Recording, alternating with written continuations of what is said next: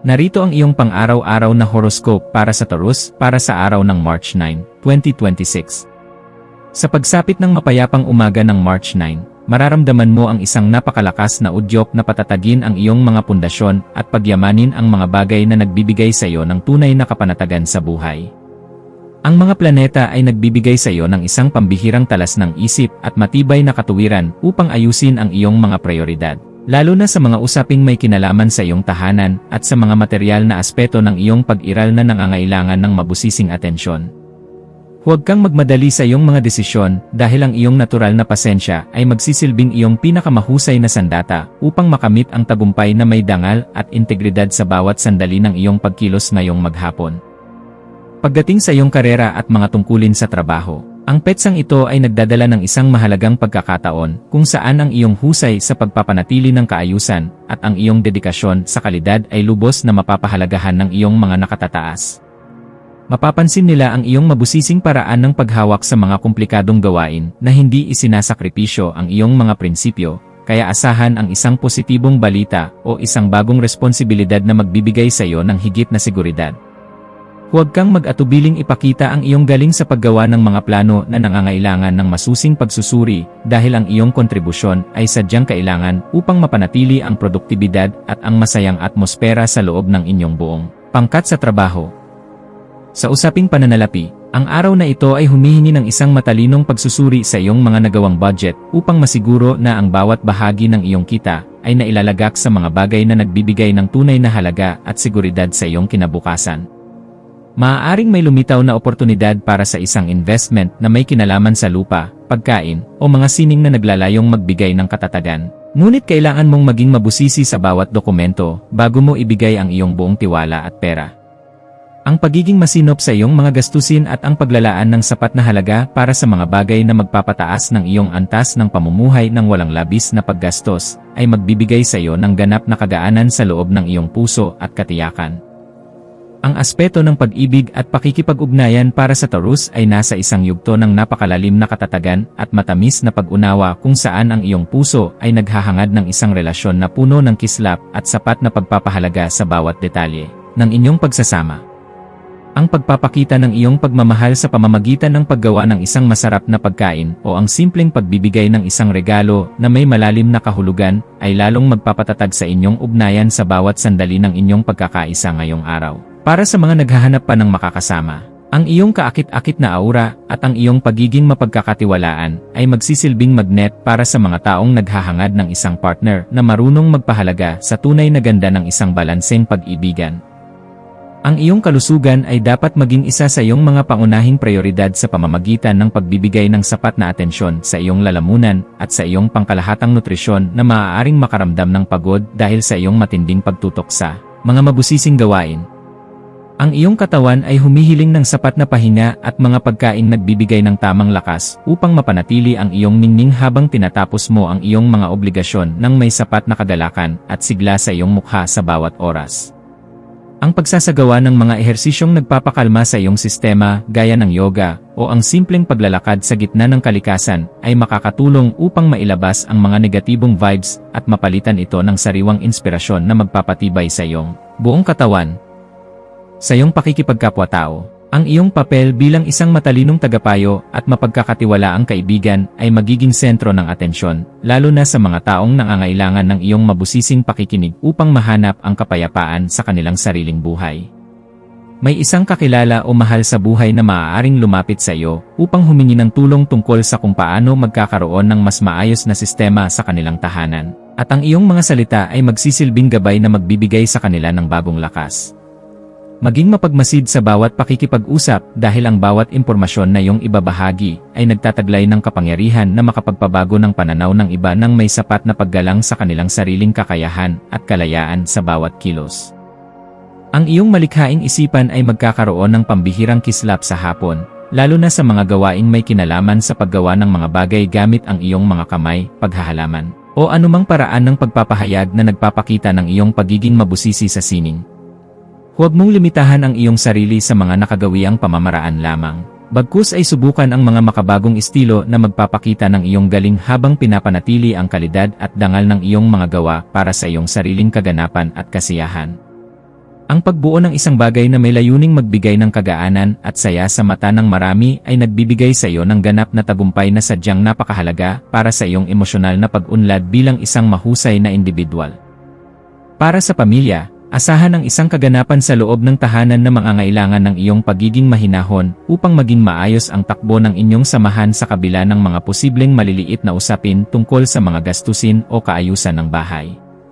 Ang iyong presensya ay magbibigay ng kagaanan dahil kaya mong magpaliwanag sa paraang madaling intindihin at may sapat na pagkilala sa nararamdamang pangangailangan ng bawat miyembro ng iyong pamilya sa bawat oras ng inyong pagsasama sa loob ng inyong tirahan.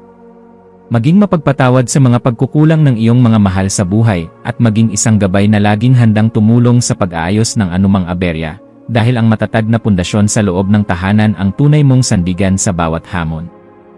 Ang iyong intuwisyon ay magsisilbing isang matalas na kumpas sa pagpapasya tungkol sa isang bagong oportunidad na may kinalaman sa iyong personal na paglago o sa pagpapaganda ng iyong sariling kasanayan sa pakikipag-ugnayan sa mga taong may malalim na karanasan. Kung may nararamdamang udyok na ayusin ang iyong hardin o bumili ng mga kagamitan na magdadala ng higit na kagandahan sa iyong paligid, gawin ito ngayon dahil ang daloy ng enerhiya ay pabor sa mga gawaing nagdadala ng bagong simula. Ang iyong panloob na boses ay malakas na nagpapaalala na handa ka na para sa isang mas mataas na antas ng kaganapan sa iyong pagkatao, kaya pakinggan ito, at huwag hayaang ang mga alinlangan ay humadlang sa iyong asenso patungo sa tagumpay. Sa aspeto ng edukasyon at pagkuha ng karunungan, ang iyong isipan ay magiging kasing talas ng isang kidlat na handang unawain ang bawat komplikadong impormasyon upang mahanap ang pinakaugat ng katotohanan sa iyong mga pinag-aralan ngayong araw. Gamitin ang panahong ito upang magbasa ng mga materyales na magpapalawak ng iyong pangunawa sa mga usaping may kinalaman sa ekonomiya, sining, o sa mga paraan ng wastong pamumuhay dahil ang mga ito ay sadyang makakatulong sa pagpapabuti ng iyong disposisyon. Ang bawat impormasyon na iyong matututunan ay magsisilbing hiya sa iyong isipan, kaya huwag kang titigil sa paghahanap ng liwanag hanggang sa marating mo ang ganap na kalinawan na iyong matagal nang hinahanap para sa iyong seguridad. Iwasan ang pagiging masyadong matigas ang ulo sa mga usaping nangangailangan ng kaunting kompromiso upang hindi ka makagawa ng pader na maglalayo sa iyo sa mga bagong pagkakataon na maaaring magpabilis sa iyong pag-unlad sa bawat sandali. Ang pagpapanatili ng isang balanse sa pagitan ng iyong paninindigan at ng iyong pagiging mahinahon sa pagtanggap sa mga opinyon ng ibang tao ay isang kasanayan na dapat mong pagtuunan ng pansin ngayong araw upang mas lalo kang irespeto. Ang pagpili sa kung ano ang nakakabuti sa iyong pangmatagalang mitiin nang hindi isinasakripisyo ang iyong mga prinsipyo ay magbibigay sa iyo ng mas mabilis na resulta at mas malalim na kagalakan sa bawat sandali ng iyong pakikipagsapalaran.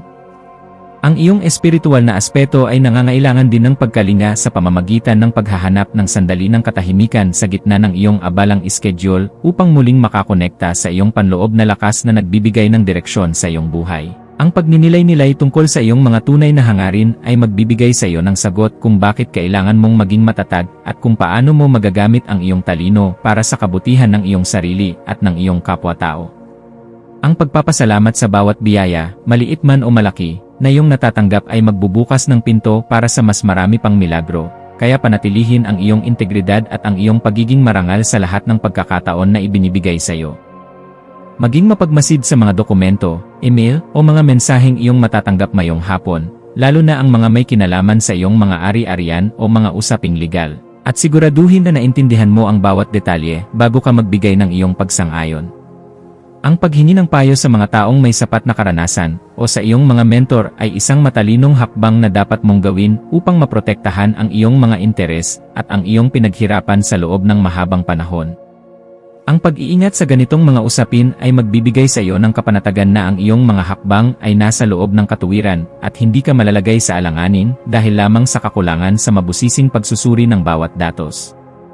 Sa pagdating ng gabi, maglaan ng oras upang ayusin ang iyong kapaligiran at ang iyong isip sa pamamagitan ng paggawa ng mga bagay na nagpapakalma sa iyong sistema gaya ng paggawa ng listahan ng mga pasasalamat o pag-aayos ng iyong mga kagamitan.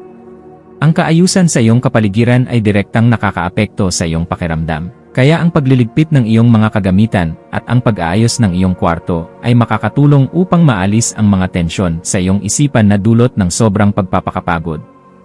Ang pagpapasalamat sa bawat tagumpay na iyong nakamit sa araw na ito ay magpapanatili sa iyong positibong disposisyon, na siyang magsisilbing magnet para sa mas magagandang balita na darating sa iyong pintuan bukas para sa iyong patuloy na ikaunlad at kagalakan.